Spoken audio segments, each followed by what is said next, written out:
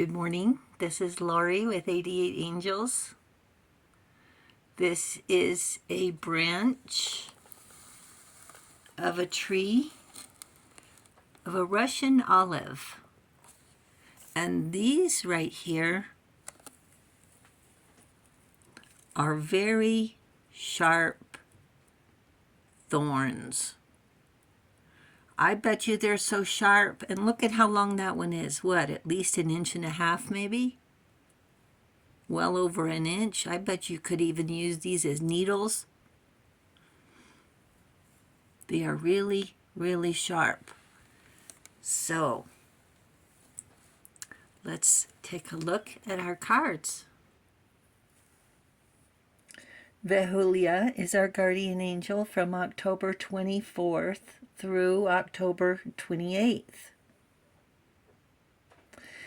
Vehulia wants us to have gratitude and to be optimistic.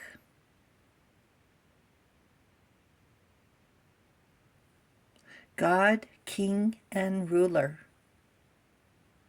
Prosperity. Destruction of the enemy and deliverance from bondage. The Five of Cups is emotions.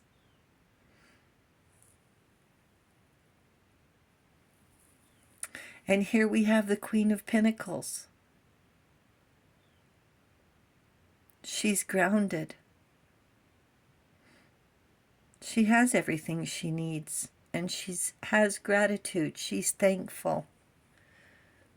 The Queen of Pentacles, this card represents the Dryad, a nymph who lives in a forest, preferably in an oak tree, a spirit fairy who lives in sacred groves of trees.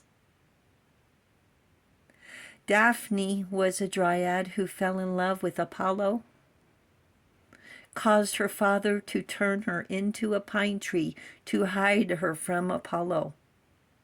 The Greek goddess of the oak tree is Daphne. I'm trying to hold this for you without getting stuck. Look at that thorn. The Dryads wore magical necklaces that would call men to fall in love with them. They would shoot darts at these men. And if they weren't... Just a second. I'm sorry. If they weren't killed from these darts, they would fall in love with the Dryads. Though the Dryads use reflecting legs connected to the underworld to see a person's past, present, and future, to help with guidance. What if we knew what our future would bring? We do know to a point. A heart full of gratitude, a life full of promise. Right now we have gratitude, love, generosity, but these arrows we keep getting hit with, they aren't intended for love. They're not from Cupids and they're not from Dryads. Our angels knock as many away as they can, but some still get through from people who don't have our best interest in mind. There are those of us who enjoy helping people, and we're tender and gentle with pure intentions, aren't you? And then there are those who crave power, and they don't care who gets in the way, and their intent is win at all cost. Sit beside a tree and listen to the angels' whispers. Listen to the breeze rustle its branches, seemingly to reach out and touch us. It's comforting, it's relaxing, healing, so grounded and inspiring, even rejuvenating. And then Mr. Paul Bunyan shows up, a famous lumberjack, with every excuse to say why bother the tree. Why bother with the tree? Let's get rid of it. Where the oak tree can live 100 to 300 years, it can create its own ecosystem and reduce erosion. Does that tree really need to be chopped down? How many years and seasons and storms we have weathered. It feels like forever and a day. When we relate so closely with the tree, we have empathy.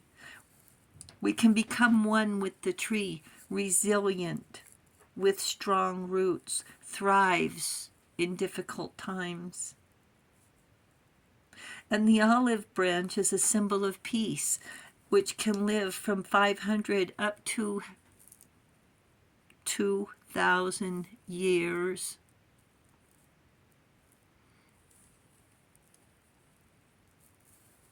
Still growing. Maybe a real reconciliation for peace, longevity. Angels want us to stand tall, stretching towards the heavens, a lot like themselves, the angels fluttering and stretching their wings, being one with nature, vibrant and alive. Now you didn't just blow in. You have ancestors. Imagine the odds that you found the top of the mountain to grow.